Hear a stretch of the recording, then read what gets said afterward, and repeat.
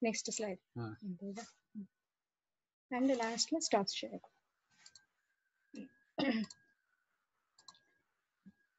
Starting. Good morning, everyone. Are you able to see the first slide? What you can understand by seeing this picture? Here you see gradually from gibbon to man. What happened?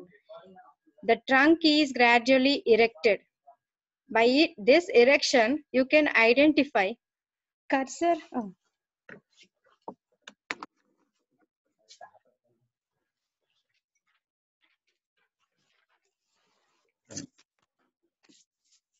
Thank you. Here you can see in this picture, gradually in case of man, we can appreciate the two ventral curvatures in the vertebral column. Have you appreciated? In the cervical region, ventral curvature. Again in thoracic region is the concave curvature. And again in the lumbar region, there is a ventral curvature.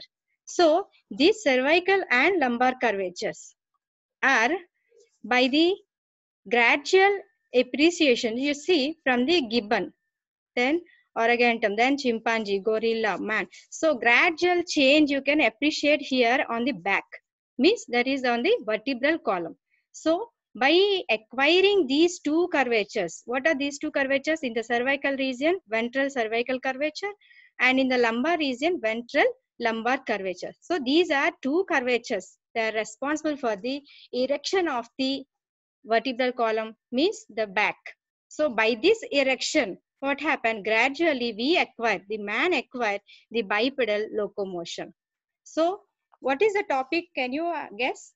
So by seeing this, now we are going to see what are the structures, means which are responsible for the maintenance of these vertebral curvatures.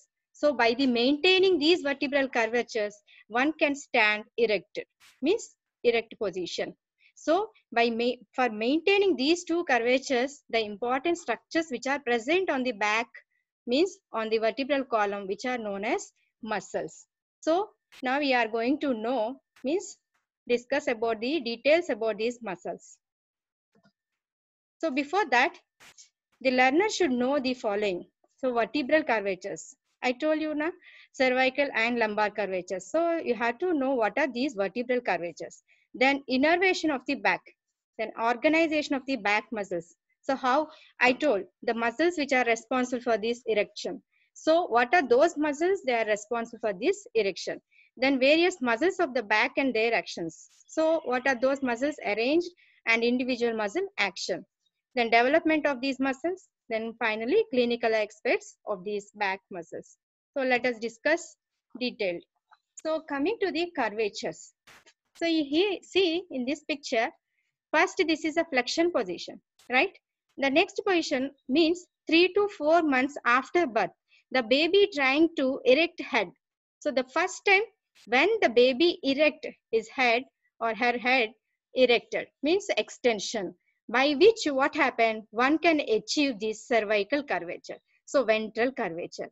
Then during 9 to 10 months after birth, what happened, the baby trying to stand by his own or her own. So by this what happened, the second curvature appears in the lumbar region, that is the lumbar curvature. So the cervical and lumbar curvatures after the birth.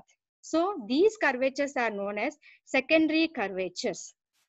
What are these two curvatures? Secondary curvatures. Whereas thoracic and sacral curvatures are ventrally concave. These are the primary curvatures. So because of these cervical and lumbar, means secondary curvatures, what happened? Here in this picture you can appreciate.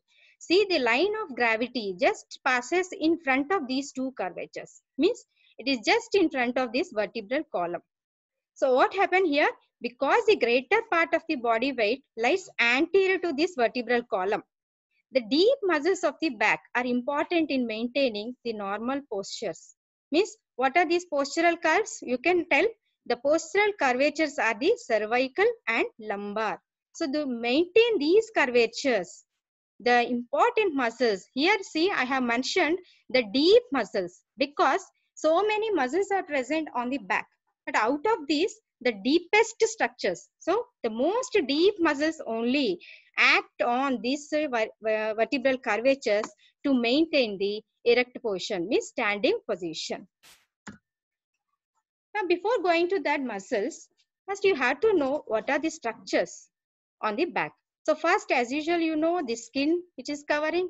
So the body mainly covered by thin skin, and where the exposure areas, actually this thin skin becomes thick, means only the thickness of the skin is more, but the type of skin is thin skin, right?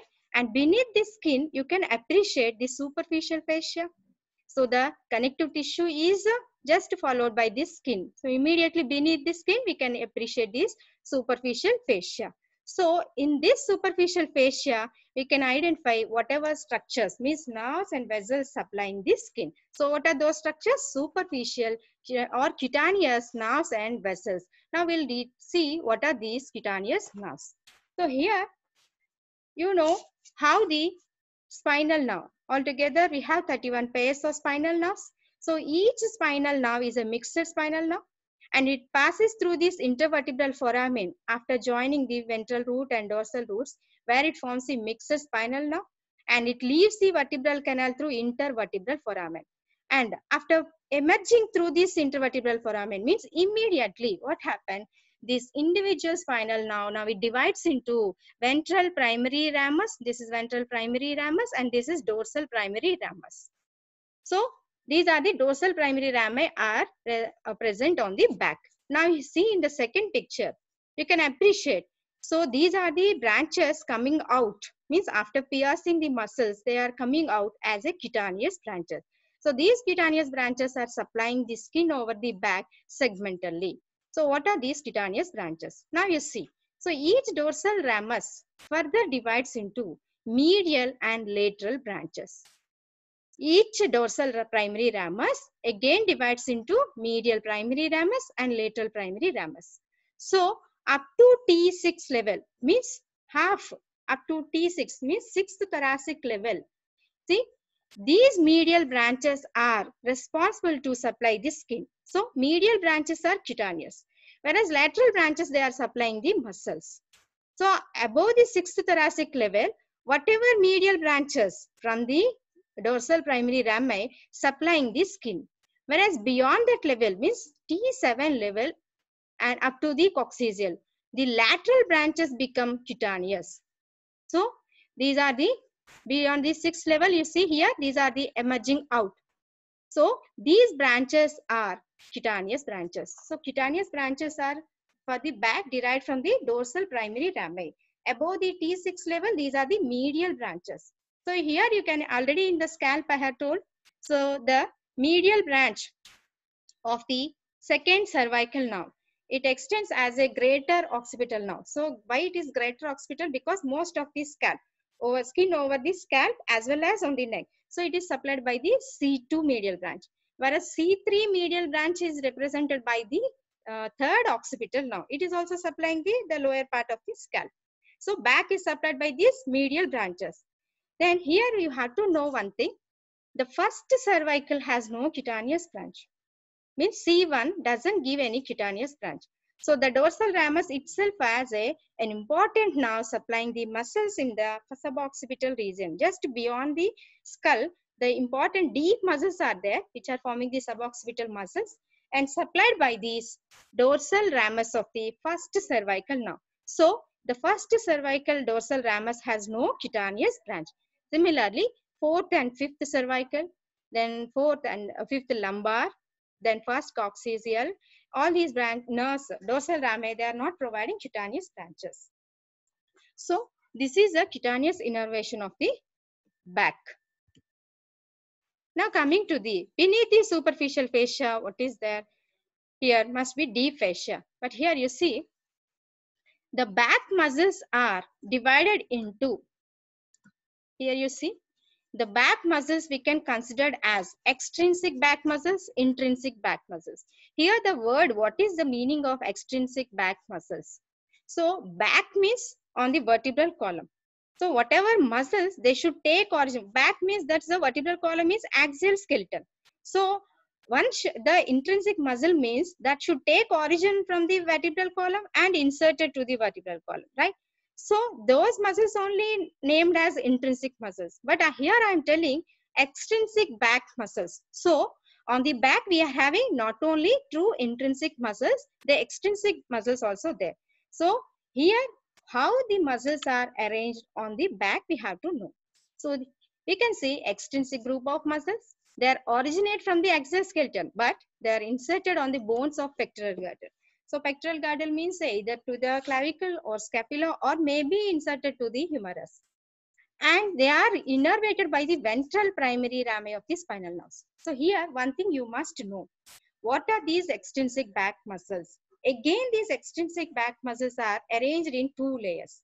The first layer is responsible for the movement of the upper limb because they are taking origin from the vertebral column and inserted to the pectoral girdle.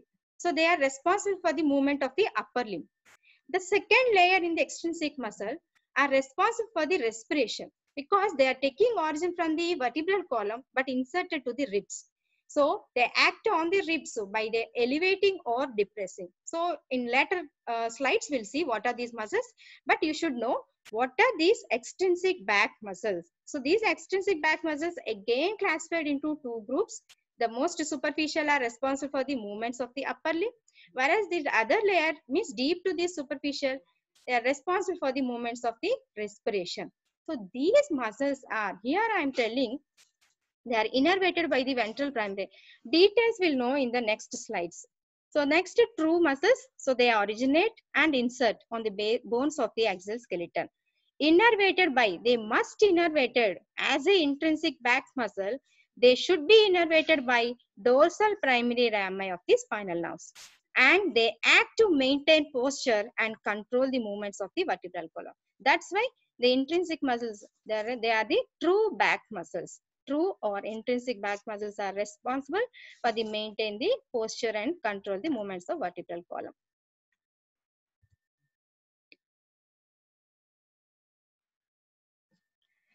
Now we'll see how these muscles are of back are organized in layers. So as I told, extrinsic layers, so movements of the upper lip and respiration. So they are arranged again in these three layers. The first layer is trapezius and latissimus dorsi. Just deep to this first layer, we can appreciate the second layer muscles. They include the levator scapulae, rhomboids, major and minor muscles. The third layer, which are serratus posterior group. So this serratus posterior again superior and inferior, they are responsible for the respiration. Then intrinsic muscles, you have to know this schematic representation. So what are these intrinsic muscles? The first layer is splenius muscle. The second layer, erector spinae. The third layer is transversospinalis. Third layer is transversospinalis. Again, these are divided into so many structure groups. Now coming to the first layer. So this is the trapezius. Identify the picture. This is the outline of the one side, trapezius. So if you take both sides, it will give a trapezium, means rhomboid or diamond shaped. So that's why the name given to this muscle is a trapezius and is a flat muscle which is just after reflecting the skin and superficial fascia, you can appreciate this muscle.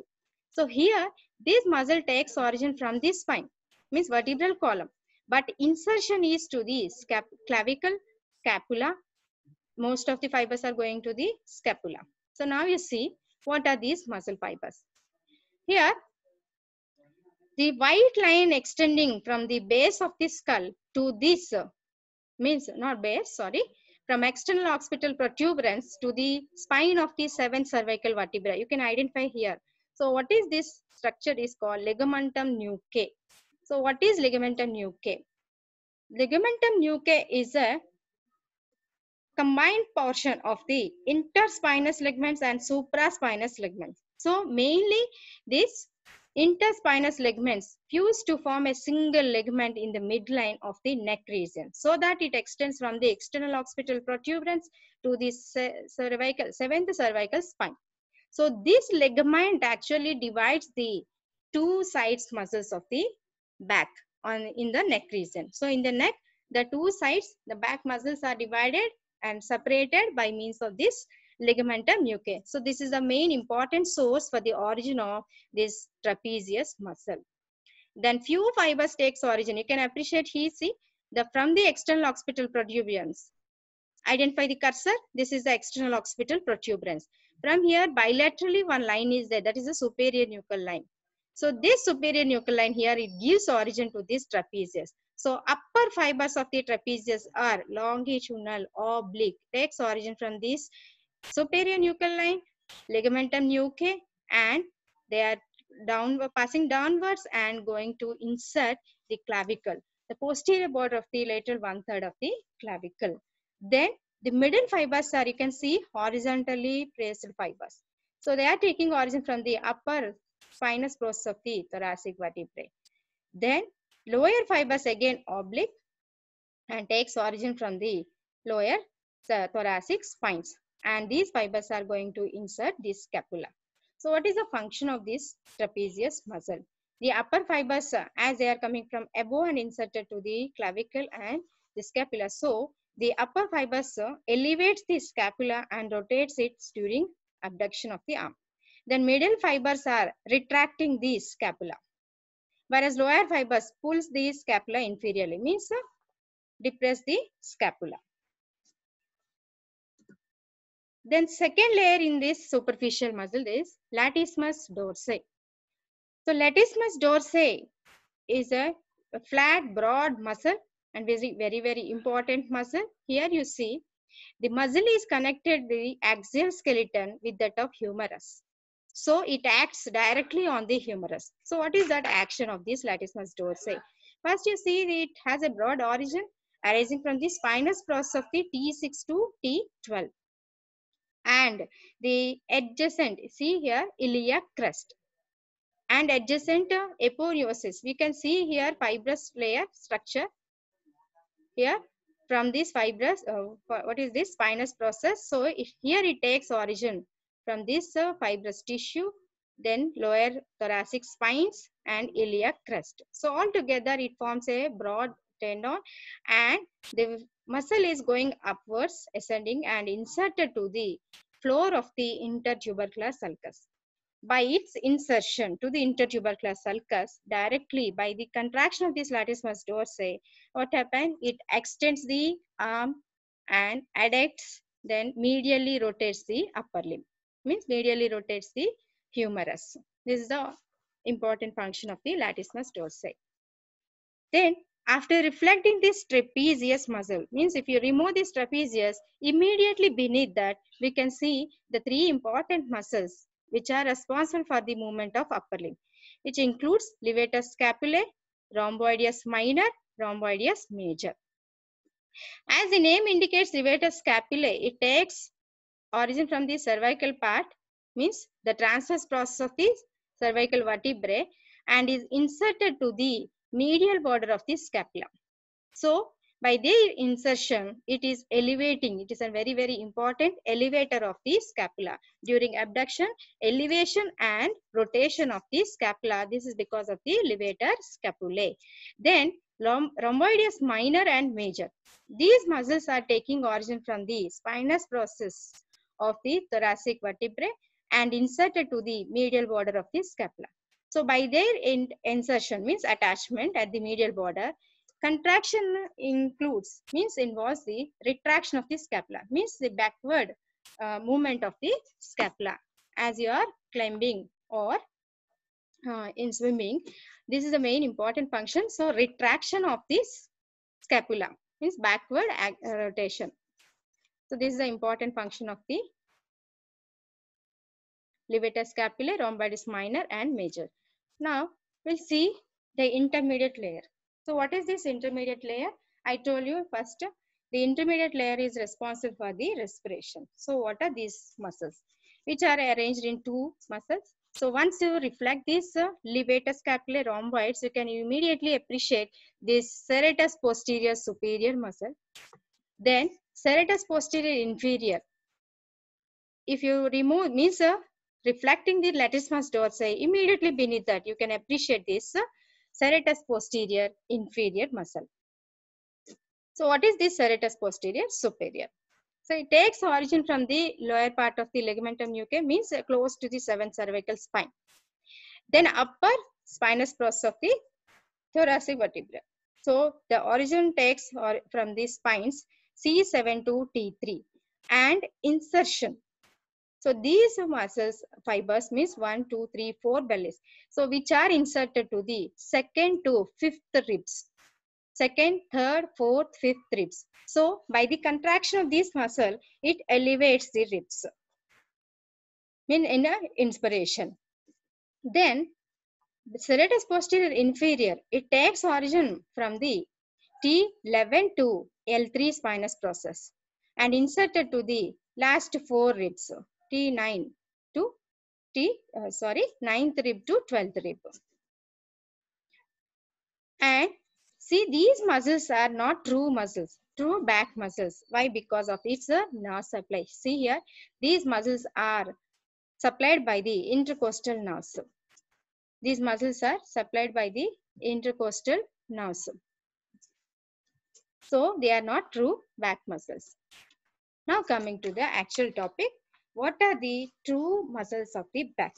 So these are the deep muscles. They are associated with the movements of vertebral column, and the deep muscles of the back well developed. They collectively extend from the sacrum to base of the skull. So these muscles are extending not by a single strip, but they extend from the sacrum to the occiput, that is occipital bone. Then anatomically, the deep muscles can be divided into again 3 layers. We'll see what are those layers. And coming to the superficial layer. See here, in the superficial layer, again the deep muscles are divided into superficial, intermediate and deep. Right. So superficial muscles are known as spinotransversalis. Means they are taking origin from the spine and inserted to the transverse process. So spinotransversalis. So there are 2 muscles in this group, that is splenius capitis and splenius cervicis. So this group of muscle is developed in the neck region only. So what is this muscle is splenius capitis and splenius cervicis. So why it is only present in the back, I will discuss. We'll go to the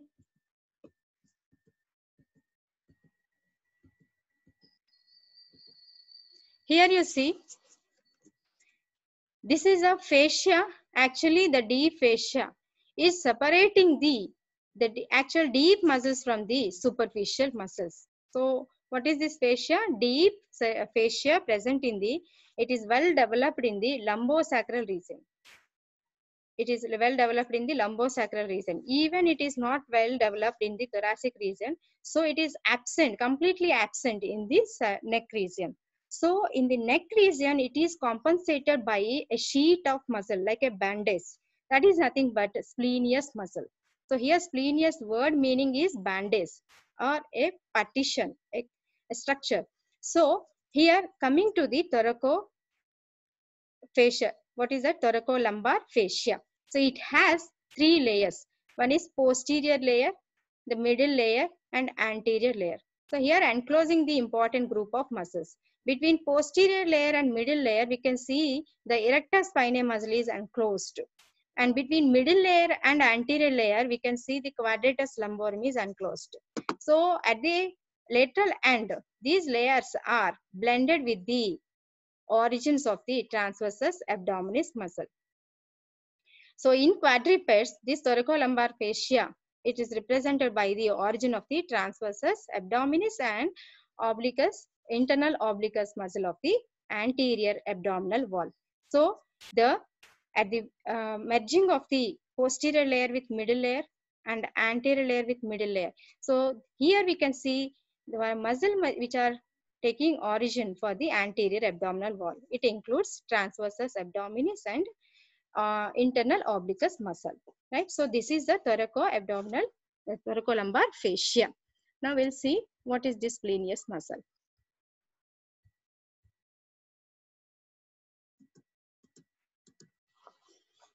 So what is the splenius muscle? It is just in the place of the posterior layer of the thoracolumbar fascia. Then what is the what are the two bellies here present? Splenius cervicis and splenius capitis. A name given to this group of muscle is spinotransversalis. As the name spinotransversalis means it takes between the spinous process and transverse process. Now coming to the splenius capitis. The attachments originates from the lower aspect of the ligamentum nuchae. Here you can see this is the lower part of the ligamentum nuchae. Then spinous process C7 to T3, or maybe it extends to the T4. So this is the origin, and the fibers are ascend upwards and they are forming.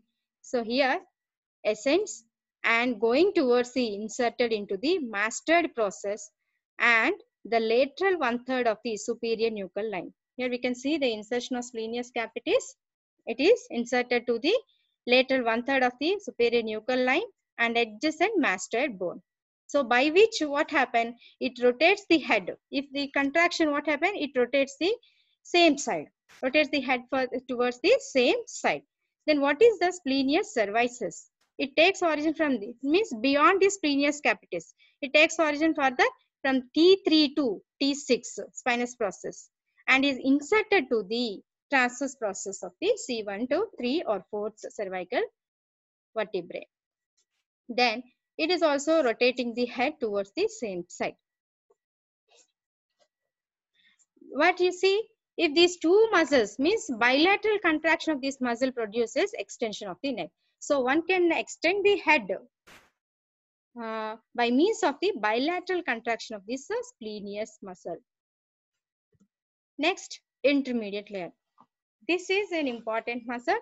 So deep to this splenius, we can identify the intermediate layer. It is also known as erector spinae. And this erector spinae, again, it is divided. See, anywhere the muscle is fused means for the stability.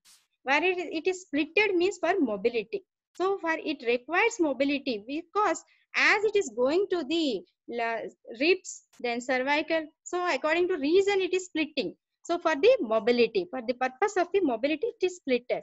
So how it is splitted? It is divided or splitted into three aspects. So what are these three structures?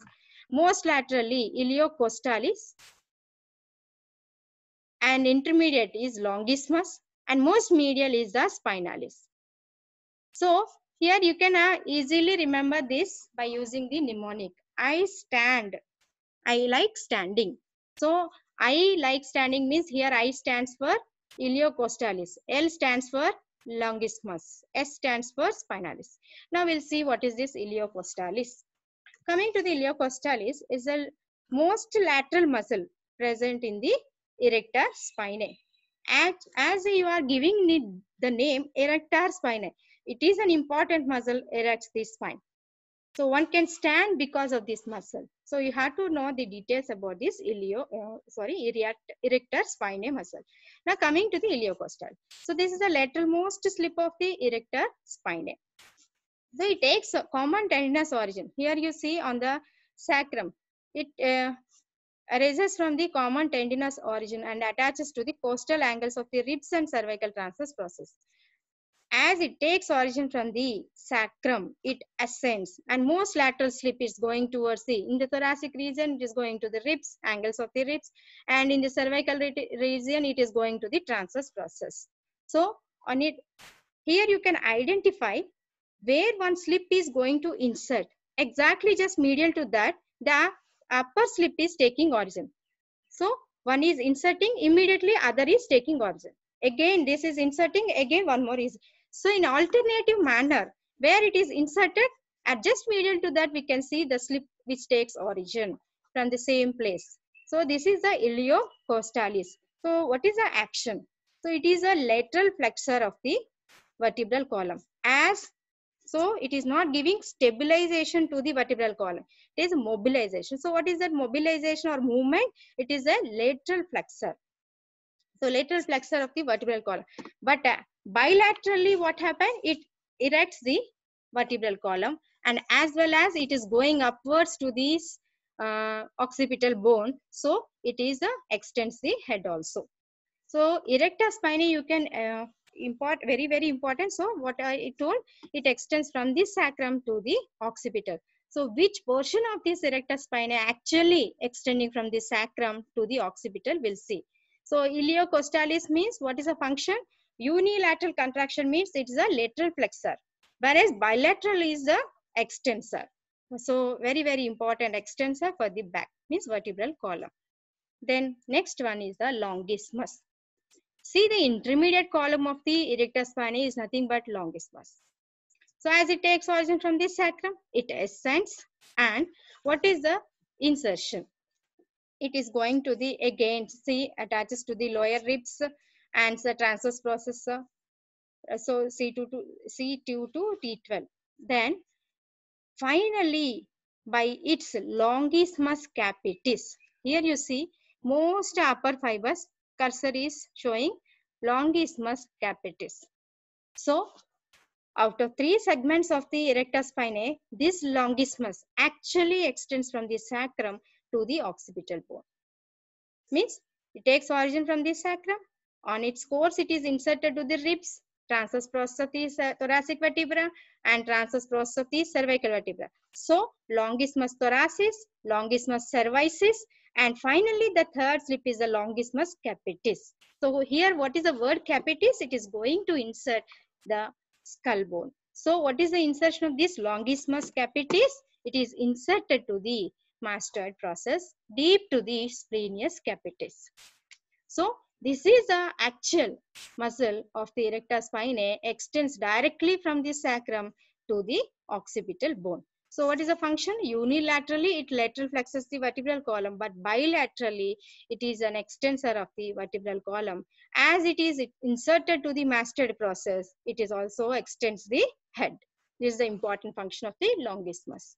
Then we'll go for the spinalis. This is the most medial slip of the erector spinae. As the name given, spinalis, so it is just medial to the, just lateral on either side of the spinous process. You can identify 2 belly-like structures. So what is this spinalis? It is well developed in the lumbar and thoracic region. We can't see in the cervical region or in the sacral region. Only in the thoracic and lumbar region it is well developed. And what is the origin? So it takes origin from the spinous process. See, maybe few fibers maybe extends to the occipital bone, but usually it is absent. It is not present in the cervical region. So what is the function? Unilaterally, it is a lateral flexor vertebral column, but bilateral action on the vertebral column is extension. So it extends the vertebral column as well as head. Then these are the deep group again. In the intrinsic muscles, again, the deep group means just beneath the erector spinae. Once you remove the erector spinae, you can see this deepest muscle, which is known as again transversospinalis. And this transversospinalis includes semispinalis muscle and multifidus muscle. And the other group also there, but these are the 2 groups immediately. Once you remove the erector spinae, you can appreciate these 2 groups of muscles present. So what is that? Semispinalis. Here you see the name indicating semispinalis. Semi means half. So the muscle occupies the half of the spine. Which half of the spine? Upper half of the spine. So here you can identify, see, this is the semispinalis. And this semispinalis further divided into semispinalis cervicis and semispinalis capitis. So here the semispinalis is more superficial, means out of these deep intrinsic muscles, and it is originates from the transverse process of the C4 to T10. Then fibers are ascend. Here this semispinalis, if it takes origin from the T12 transverse process, it ascends 4 vertebrae above, means it is inserted to the T8 of the then what is the insertion? It's going to the spinous process, and finally as the semispinalis capitis, it is going to the skull. Semispinalis capitis. And the important function, it extends and contralaterally rotates the head and vertebral column. It rotates to the opposite side, contralateral side, it rotates the head. Then multifidus. This is one more important muscle, deepest muscle. So it is located just beneath the semispinals. Just if you separate this muscle laterally, you can appreciate a very important muscle, deepest muscle is the multifidus. So first, lowermost part takes origin from the sacrum, between the spinous crest and transverse crest. It takes origin from the sacrum and it ascends upwards. So how it is going to ascend? See, it takes origin from sacrum as well as posterior iliac spine, then common tendinous origin of the erector spine, mammillary process of the lumbar vertebrae, transverse process of the thoracic, and in cervical region, articular process from in the cervical region. So gradually it takes origin sacrum, posterior iliac spine means ilium, then mammillary process of the lumbar region, then transverse process of the thoracic region, and posterior articular process of the cervical region. So this muscle ascends and attached to the spinous process of the vertebrae. So gradually it is inserting, ascending 2 or 3 vertebrae above and inserted to the spinous process. Then what is the action of this muscle?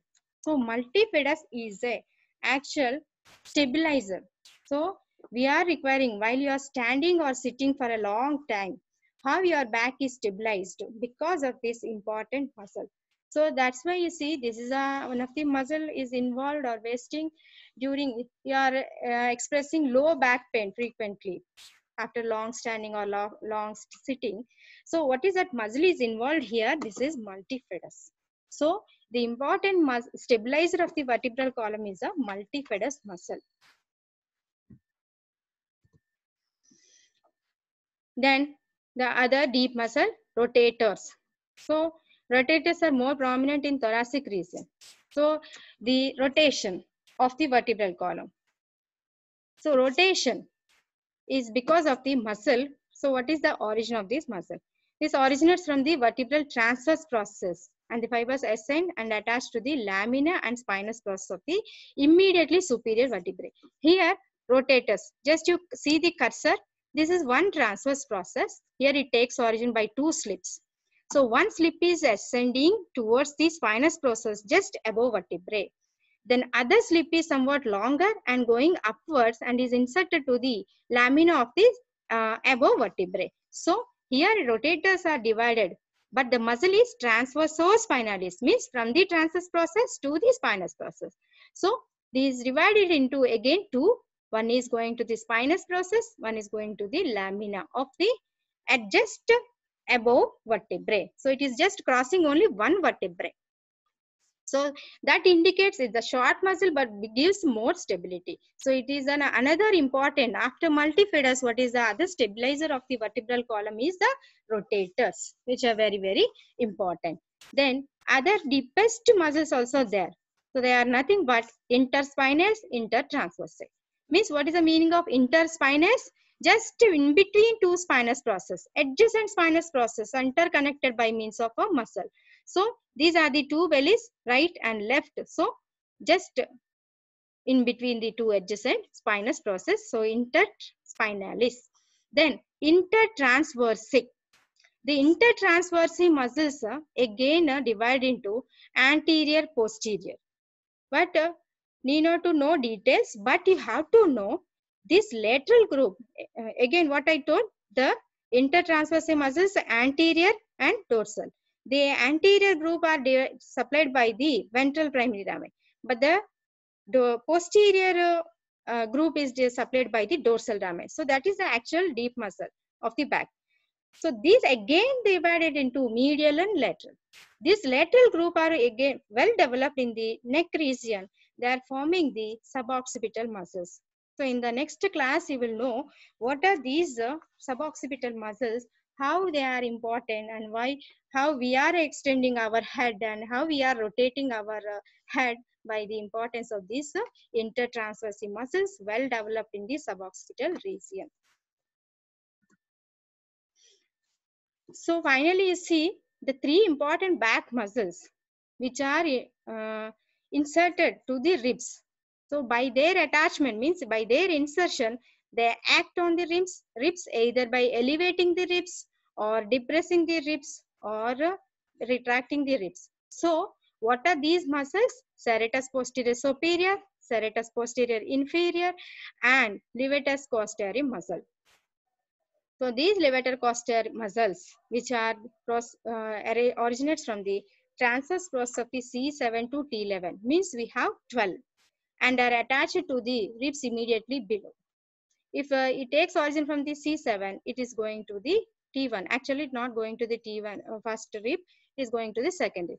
In this way, they are immediately extending below and acts to elevate the ribs. So, levator, name itself indicates levator postarum, means these are the elevators of the ribs. Very, very important along with the serratus posterior superior muscle as they are raising the ribs in case of the inspiration. And muscles of back, actually, see, I told the true back muscles are the deepest muscles. Why? Because they are supplied by the dorsal rami.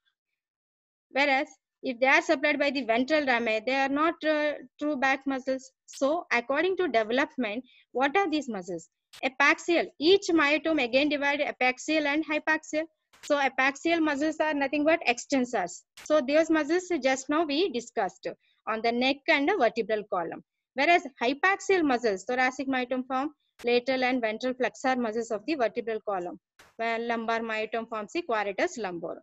So these should be supplied by the ventral rami, and these should be supplied by the dorsal rami. So that's why the deepest muscles of the back means intrinsic muscles of the back, actual true muscles of the back.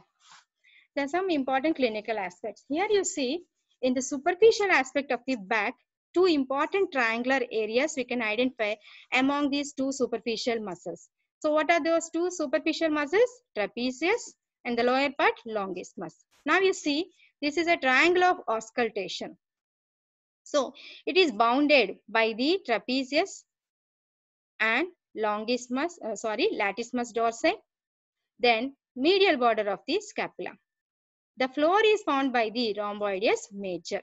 So what is this area? It is an intramuscular space. So what is the use of this space?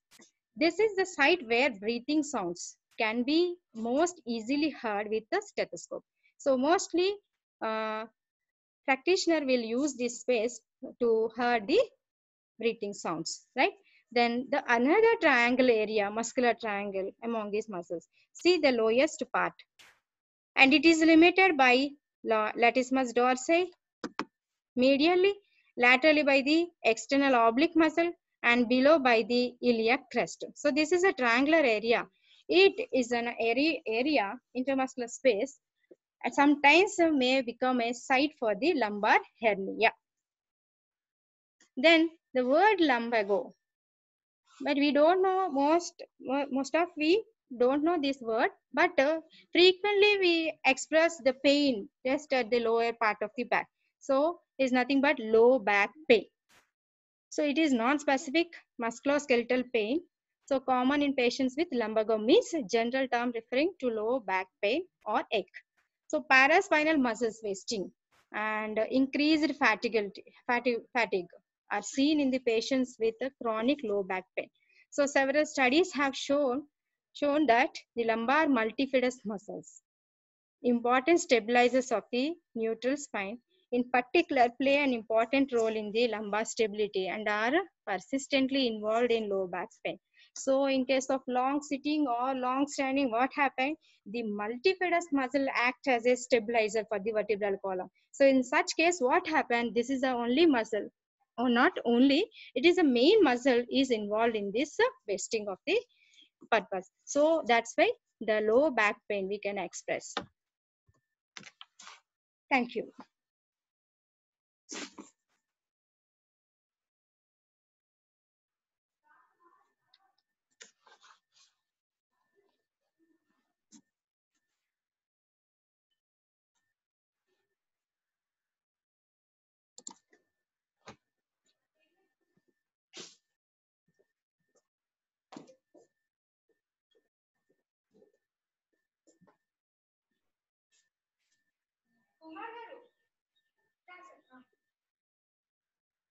నేను stop share కొట్టేసాను ఇంకా queries ఏమీ అడగలేదు నాకు బాగా dry అయిపోయింది సరిపోయింది అంటే cure is అయితే సరిపోయింది స్టాక్స్ లో కొట్టేసి